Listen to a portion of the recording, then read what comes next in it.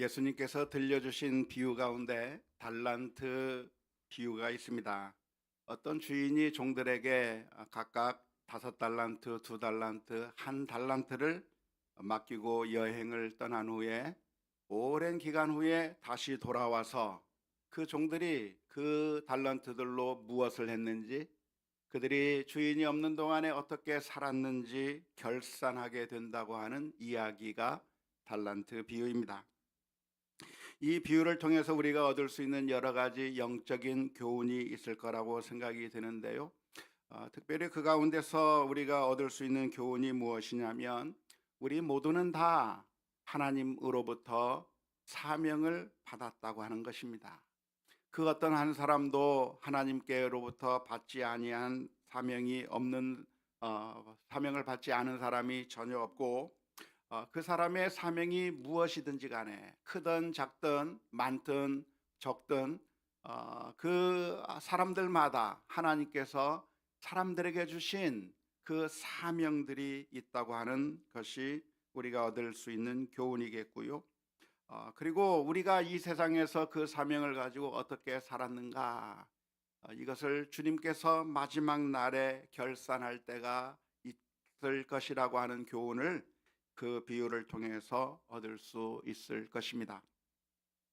예수님께서 이런 비유의 말씀을 해주신 이유는 우리가 이 세상에 살면서 아무렇게나 아무런 목적도 없이 아무런 삶의 방향도 없이 그냥 허무한 인생을 살아갈 것이 아니라, 하나님께서 내게 주신 그 사명이 있다고 하는 사실을 기억하면서 신실하게 살아갈 것을 권고하기 위해서 그 비유의 말씀을 해 주셨을 거라고 생각이 듭니다.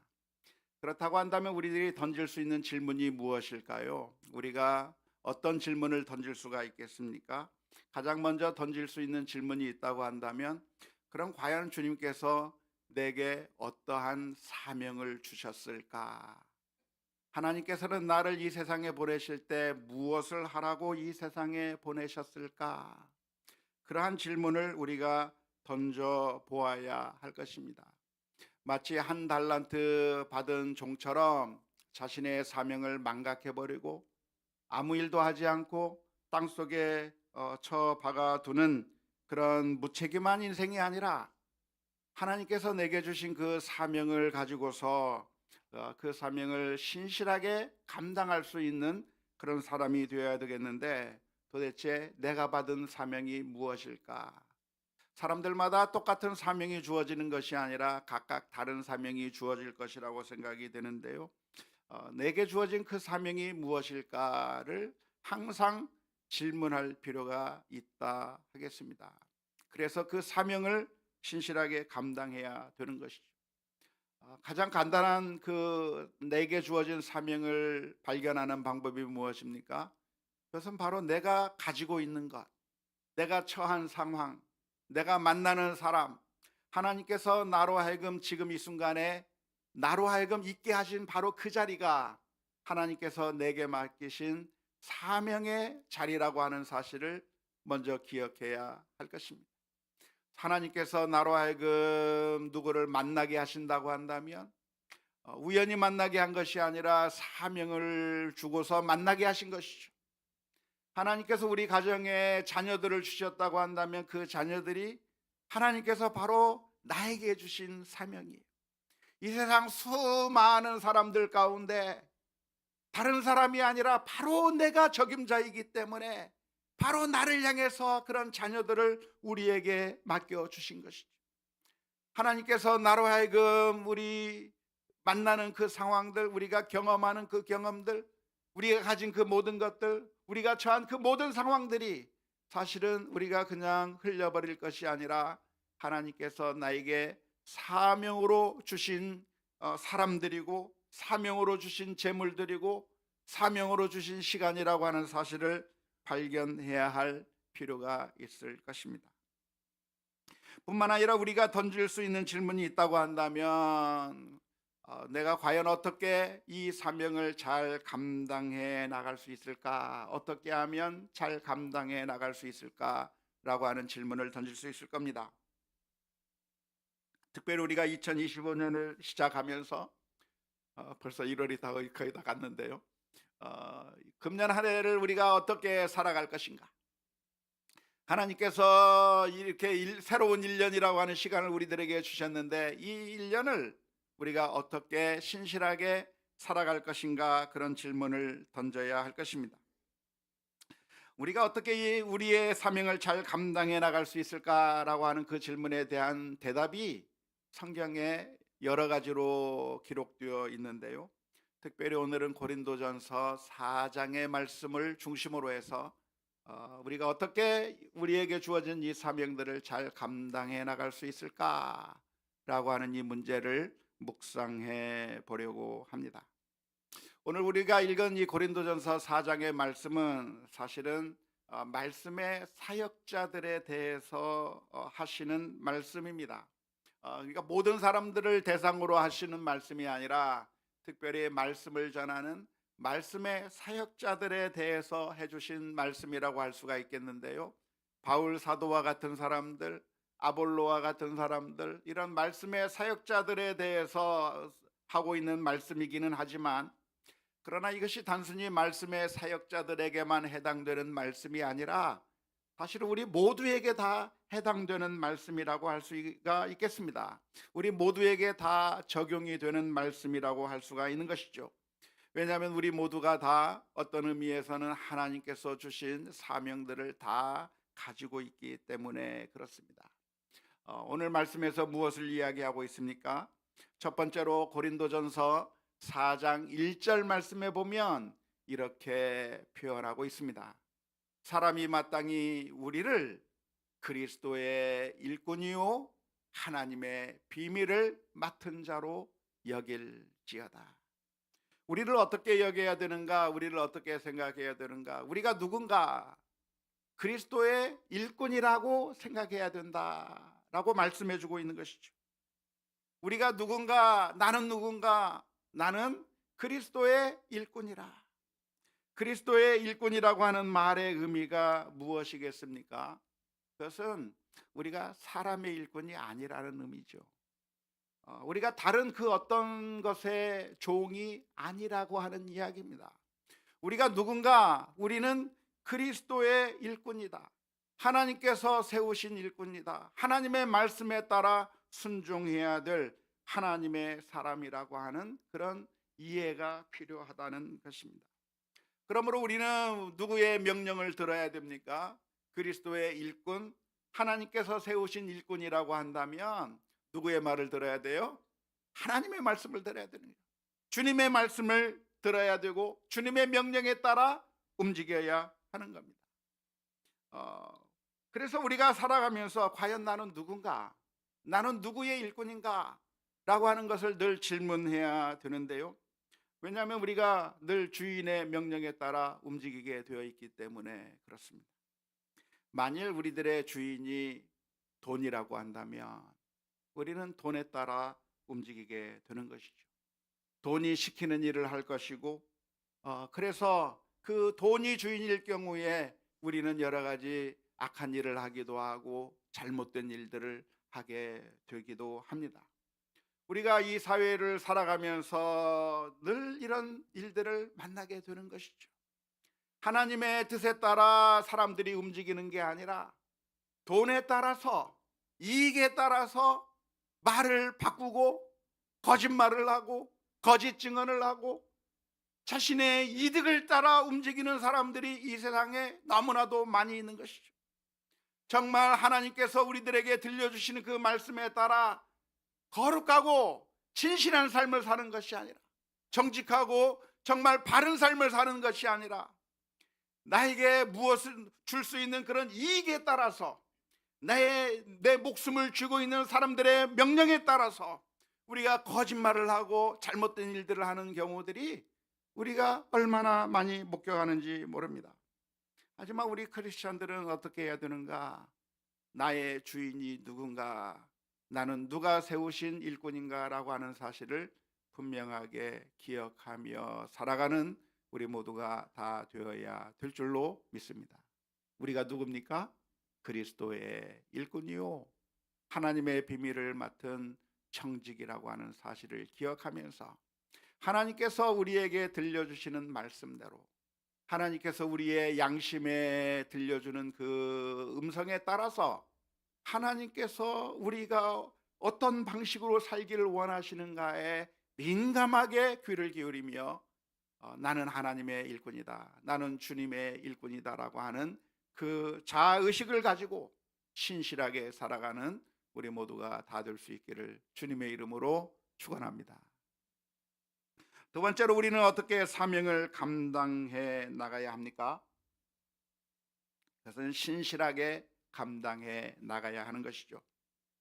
고린도전서 4장 2절 말씀에 보면 이렇게 기록합니다. 그리고 맡은 자들에게 구할 것은 충성이니라. 우리가 그리스도의 일꾼인데, 하나님의 비밀을 맡은 그런 맡은 자들인데, 청지기들인데, 우리 청지기들에게 요구되는 것이 무엇인가? 그리스도의 일꾼들에게 요구되는 것이 무엇인가? 충성이 요구된다라고 말씀하고 있는 것이죠. 개인적으로는 이 충성이라고 하는 단어가 별로 마음에 들지 않은 번역입니다. 저는 충성이라고 하는 말 대신에 신실함이라고 하는 단어로 번역하는 것이 훨씬 더 성경의 원문의 의미에 더 가깝다고 생각이 드는데요. 그리스도의 일꾼은 무엇이 요구되는가? 하나님의 사람들은 무엇이 요구되는가? 신실함이 요구된다는 것이죠. 신실함이라고 하는 것은 무엇입니까? 내가 정말 최선을 다해서 내가 할 수 있는 최대의 것을 살려서 정말 신실하게 감당해 나가는 것이 바로 신실함인 것이죠. 신실함을 우리가 어디서 찾을 수 있을까요? 저는 그게 엄마의 마음, 아빠의 마음이라고 생각이 듭니다. 엄마의 마음은 무엇이죠? 아빠의 마음이 무엇이죠? 자녀들을 위해서라고 한다면 가장 좋은 걸 해주고 싶어요. 그래요, 안 그래요? 오래간만에 왜 명절이 돼서 만나는 우리 자녀들에게 그 짧은 시간에 가장 큰 사랑을 보여주고 싶어요. 그냥 빨리 왔다가 그냥 빨리 가버려라. 혹시 그렇게 말을 하시는 분도 있을 것 같아요.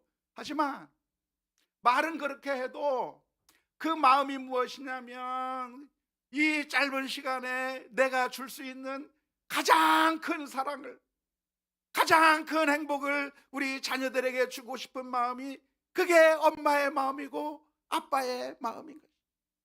누가 시켜서가 아니고 누가 강요해서가 아니고 정말 내가 사랑하기 때문에 어떻게 하면 내가 최선의 것을, 가장 좋은 것을 줄 수 있을 것인가, 그것을 늘 생각하고, 그래서 가장 좋은 것을 주고 싶은 그런 부모님의 마음처럼 일하는 것이 바로 신실함이라고 할 수가 있을 것입니다.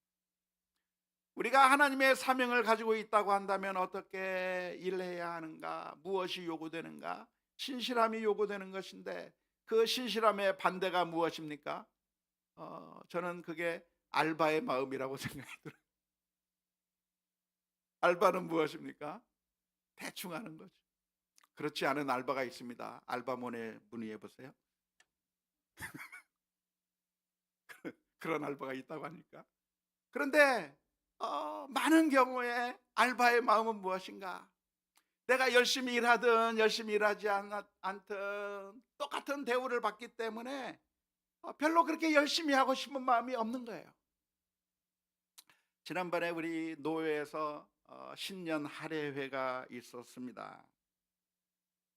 그래서 식당을 하나 마련해 놓고 그 식당에 모여서 노회 목사님들, 장로님들 그렇게 함께 모여서 신년 할애회를 하게 됐는데요.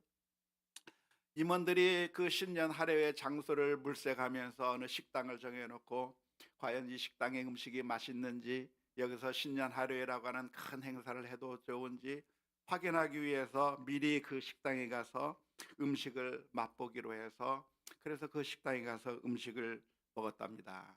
정말 맛있는지 알아보기 위해서 매니저하고 홀에 대한 계약도 할 겸 해서 가서 먹는데 종업원이 와서 짜증을 내면서 이야기를 하더래요. 여기 오지 마세요. 그렇게 많은 사람이 오면은 저희들 힘들어서 곤란해요. 자꾸 옆에서 짜증을 내면서 안 왔으면 좋겠다고, 그런 행사를 하지 않았으면 좋겠다고 하는데, 그 이야기를 들은 우리 목사님들이 이곳에 오고야 말아야 되나 굉장히 혼란스러웠다고 하는 그런 이야기를 들려주는 모습을 보았습니다. 그게 어쩌면 알바의 마음인 것이죠. 예전에 어떤 뉴스에서는 알바가 주인 몰래 주문 들어온 거 다 취소시켜 버렸다고 하는 그런 내용이 있는데, 우리 크리스천들은 어떻게 해야 되는가? 하나님의 사명을 받은 우리들은 무엇이 요구되는가? 신실함이 요구된다는. 신실함이 무엇인가? 엄마의 마음, 아빠의 마음으로 일하는 것이 필요하다. 정말 사랑의 마음으로 정성을 다하여 하나님께서 내게 주신 그 사명이라고 하는 사실을 기억하면서 어느 곳에 있든지 최선을 다하는 게 우리 성도들의 마음이라고 믿습니다. 그게 어느 분야에서 있어야 되는가? 군대에 가는 우리 자녀들을 향해서 저는 이야기하고 싶어요.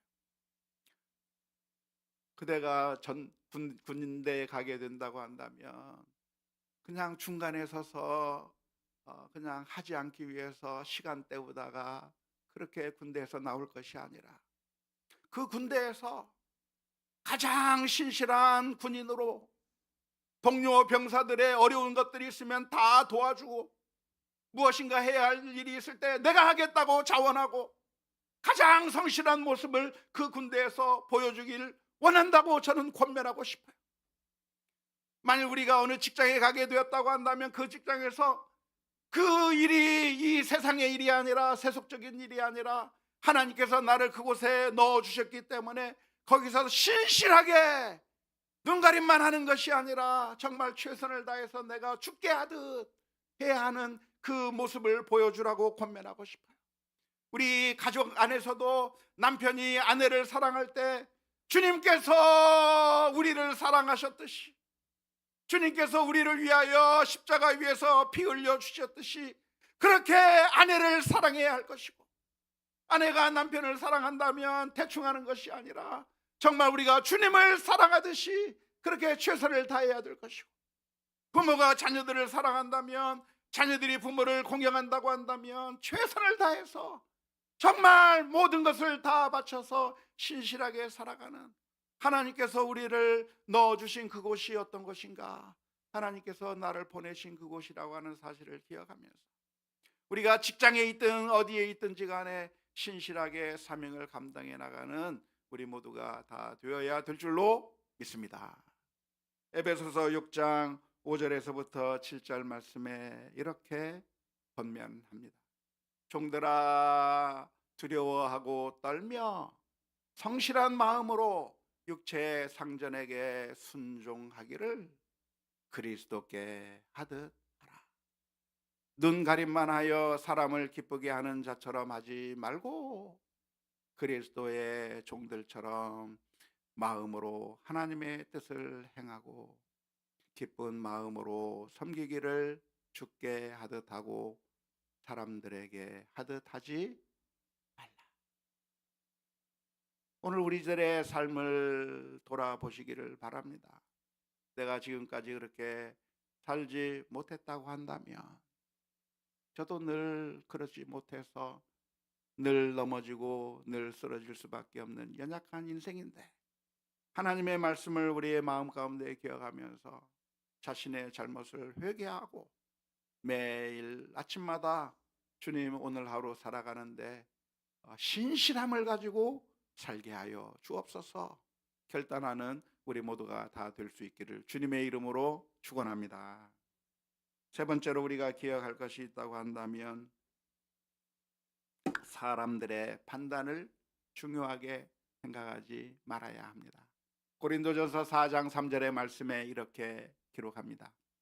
너희에게나 다른 사람에게나 판단받는 것이 내게는 매우 작은 일이라. 나도 나를 판단하지 아니하노니. 이렇게 가르쳐주고 있습니다. 바울 사도는 무슨 이야기를 하는가? 사람들이 나를 어떻게 생각하는가? 사람들이 나에 대해서 뭐라고 말하는가, 그건 별로 중요한 게 아니다는 거예요. 거기를 신경 쓰지 않는다는 거예요. 사람들이 나에 대해서 하는 말, 사람들이 나에 대해서 평가하는 말, 사람들이 나를 박수치거나 사람들이 나를 멸시하고 무시하거나 사람들이 나를 인정해 주지 않는 것, 거기에 따라서 우리가 마음이 흔들릴 것이 아니라, 사람들이 나에 대해서 평가하는 것은 아무것도 아니다, 그건 별로 중요한 게 아니다, 그건 신경 쓰지 않는다라고 이야기하고 있는 것이죠. 우리가 해야 될 일은 무엇인가? 우리는 그리스도의 일꾼으로 주님께서 우리를 보고 어떻게 보시는가가 중요한 것이지, 사람들이 나를 어떻게 생각하는가가 그게 중요한 게 아니라고 하는 말씀입니다. 그래서 우리가 사명을 감당하는 데 있어서 늘 그 장애 요소로 작용하는 것이 무엇입니까? 우리가 주님의 말씀에 따라 살다가 우리가 늘 실망하고 늘 넘어지는 때가 있다고 한다면 언제입니까? 사람들이 우리를 인정하지 않을 때 우리는 종종 넘어지곤 합니다. 내가 정말 최선을 다해서 정말 나는 정말 수고를 많이 했는데, 그런데 사람들이 나를 인정해 주지 않을 때, 사람들이 나를 오히려 비난하고 손가락질해 나갈 때, 그때 우리는 모든 동력을 잃어버릴 때가 많이 있는 것이죠. 하지만 성경의 가르침은 무엇입니까? 그런 사람들의 말에 넘어지지 말고, 사람들의 말에 쓰러지지 말고, 그것을 중요하게 생각하지 말라. 사람들이 내게 하는 말에 대해서 전혀 신경 쓰지 말라, 그게 중요한 게 아니라고 말씀해 주고 있는 것입니다. 우리가 살아가면서 늘 주의 일을 하다 보면, 주께서 주신 그 사명을 감당하다 보면 우리를 넘어지게 하는 사람들의 판단들이 있습니다. 그럴 때 우리는 어떻게 해야 되는가? 어떻게 해야 돼요? 무시하고 지나가야 돼요. 그냥 신경 쓰지 말고 지나가야 되죠. 어렵지만 그렇게 해야 됩니다. 재밌는 비유를 하나 봤는데요. 어느 날 뱀이 창고를 지나가다가 창고에 놓여져 있는 톱 옆을 지나가게 된 거예요. 그래서 그 톱 옆을 지나가는데 뱀이 그 톱에 찔려가지고 뱀에 상처가 난 겁니다. 그러니까 뱀이 화가 났어요. 딱 보니까 톱이 놓여져 있는 거, 저 톱이 나를 공격했다 생각해가지고 톱을 공격하기 시작했습니다. 입을 열려가지고 그 톱을 깨물었어요. 그랬더니 입이 찢어졌어요. 더 피가 난 이 뱀이 화가 더 나기 시작해서 이 톱을 내가 죽여버려야 되겠다 해가지고 몸으로 빙빙 감아가지고 그 톱을 압사시켜 죽이려고 하다가 결국 누가 죽었어요? 뱀이 죽었다는 그런 비유를 봤습니다. 사람들의 말에 우리가 흔들리고 사람들의 말에 우리가 넘어질 게 아니라, 나는 누군가? 하나님의 비밀을 맡은 자요, 청직이요, 그리스도의 일꾼이라고 하는 사실을 기억하면서 사람들의 판단을 무서워하거나 중요하게 여기는 것이 아니라 그 모든 것들을 다 내려놓고 그 사람들의 판단을 우리가 중요하게 생각할 때 그것은 우리들에게 칼이 되고 독이 되는 겁니다. 사람들의 말에 귀를 기울이기 시작하면 그것이 너무나도 커 보이는 것입니다. 그것은 그 사람들의 말이 크기 때문에 큰 것이 아니라, 그 사람들의 말을 우리가 중요하게 여기게 되면 그 말들이 더 커지는 거예요. 자꾸만 커져. 그래서 우리를 압사시키는 그런 어마어마한 무기가 되어서 우리들에게 다가오게 되는 것이죠. 그런 사람들의 말을 중요하게 여길 것이 아니라 그러한 것들을 자꾸만 내려놓아서 그 사람들의 말을 아무것도 아닌 것으로, 정말 의미가 없는 것으로 내려놓는 그런 지혜로움이 오늘 우리들에게 필요할 줄로 믿습니다. 맥스 루카이도라고 하는 아주 유명한 기독교 작가가 쓴 그림 동화가 있는데요. 너는 특별하단다라고 하는 그런 동화입니다. 우리 아이들에게 읽히면 너무나도 좋은 그림 동화책이고, 그리고 어른들이 읽어도 아주 좋은 그림 동화책입니다.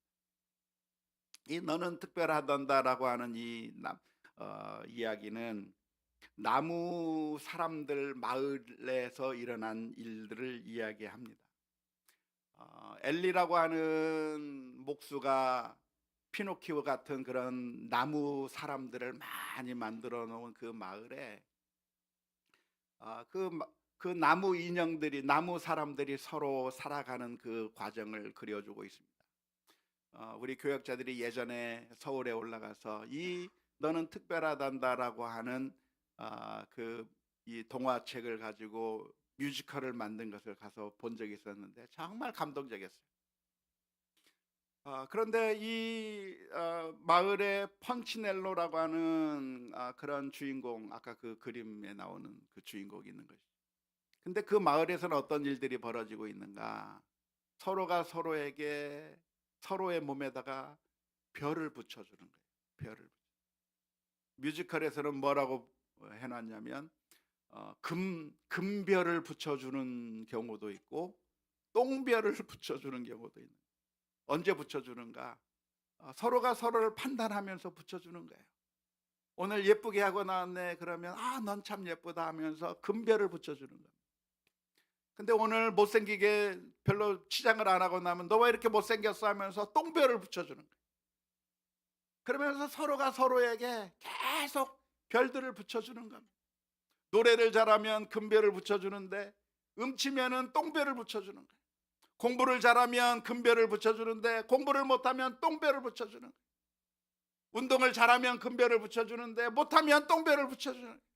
그래서 서로가 서로에게 막 별들을, 똥별이냐 금별이냐를 막 붙여주면서 지내는 그 마을이 있는데, 그러니까 사람들은 똥별을 받지 않기 위해서 최선의 노력을 다하기도 하지만 그렇게 되나요? 그게 아니라 사람들이 자꾸만 똥별들을 막 붙여주는 거예요. 그런데 이 펀치넬로라고 하는 이 주인공은, 나무 사람은 친구들로부터 아무런 금별을 받지 못한 겁니다. 전부 똥별만 붙어있어, 몸에. 자기 몸에 붙어있는 그 똥별을 보면서 너무나도 창피하고 나는 왜 이럴까 늘 고통스러워하면서 정말 괴로워하는 거예요. 어떤 사람들은 막 금별을 많이 붙이고 다니는데 내 몸에는 온갖 똥별들이 다 붙어있는 거예요. 너무나도 괴로워하고 있는데 어느 날 길을 가다가 루시아라고 하는 여자 나무 사람을 만난 거예요. 근데 그 루시아라고 하는 여자에게는 아무런 별도 붙어 있지 않는 겁니다. 깜짝 놀랐어요. 어떻게 내 몸에는 아무런 별도 붙어 있지 않니? 어떻게 된 거야? 그랬더니 루시아라고 하는 말이 사실은 나에게도 많은 별이 붙어 있었어. 그런데 우리를 만든 저 엘리에게 가고 난 다음에 내 몸에 있던 모든 별들이 다 떨어졌단다. 너도 한번 가봐. 그러니까 이 펀치넬로가 가고 싶은 거예요. 미적머리까지 나중에 갔는데 그 엘리가 하나님을 의미하는 거죠. 그 나무 사람 펀치넬로에게 이야기를 하는 거예요. 너는 특별하단다. 너는 내가 만든 내 작품이야. 사람들이 뭐라고 해도, 사람들이 너를 아무리 손가락질해도 너는 내가 사랑하는 내 작품이란다. 내 아들과 같은 사람이란다. 그 이야기를 듣게 되었을 때 그것이 너무나도 좋아서 엘리, 자기를 만든 그 주인이 나를 인정하고 너는 특별하다고 하는 이야기를 듣게 될 때 자기 몸에 있던 그 모든 똥별들이 다 떨어져 버린 거예요. 지금까지 살면서 사람들이 나를 어떻게 생각하는가? 사람들이 나를 어떻게 평가하는가, 그것을 중요하게 여길 때 그 중요하게 여긴 잘못된 평가들이 내 몸에 들러붙어서 도무지 뛰려고 해도 떨어지지 않는 거예요.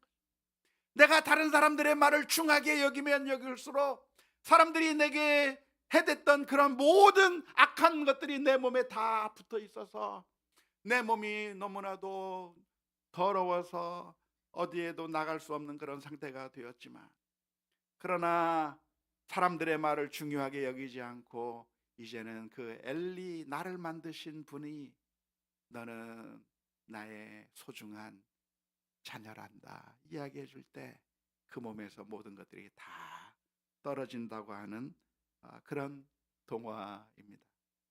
어쩌면 참 이 시대에 정말 필요한 동화 같아요. 그런데 사랑하는 성도 여러분, 바로 우리가 그런 사람들입니다. 사람들은 우리들을 보면서 온갖 우리들의 단점만을 볼 겁니다. 우리의 무능함만을 볼 겁니다. 우리의 더러운 면들만 볼 겁니다. 그리고 조롱하고 비난하는 말들을 많이 할 겁니다. 내가 하나님의 일꾼으로, 그리스도의 일꾼으로 일을 하다 보면 때로는 실수도 하고 때로는 넘어지기도 하고 때로는 어설프기도 한 그 모습을 보면서 사람들이 우리를 보고 조롱하고 비웃고 욕하는 그런 소리들 때문에 단 한 발자국도 나가지 못하고 그냥 그 사람들의 평가 속에 갇혀 있을 때가 얼마나 많은지 몰라요. 하지만 우리 주님께서 우리를 사랑해 주셨어요. 우리 하나님께서 우리를 너무나도 사랑하사 우리를 살리시기 위해서 하나밖에 없는 그 아들을 이 땅에 내어 주셨어요.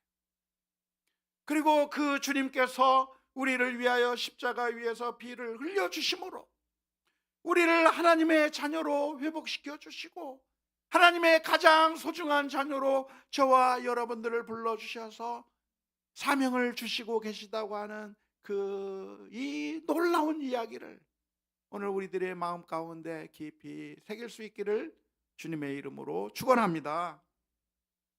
세상 사람들이 우리들을 인정해 주지 않을 수 있겠지만, 그래서 그것을 우리가 너무나도 크게 생각하기가 쉽겠지만 그 모든 것들을 다 내려놓고 사람들의 판단은 내게 중요한 게 아니다, 사람들의 판단이 내게는 작은 것입시다 라고 고백했던 이 바울 사도의 말처럼 사람들의 판단은 다 내려놓고 오로지 우리의 주인신 주님께서 우리를 인정해 주실 것이며 마지막 날에 어떻게 하실 것인가, 고린도전서 4장 5절 말씀해 보니까 이렇게 가르칩니다.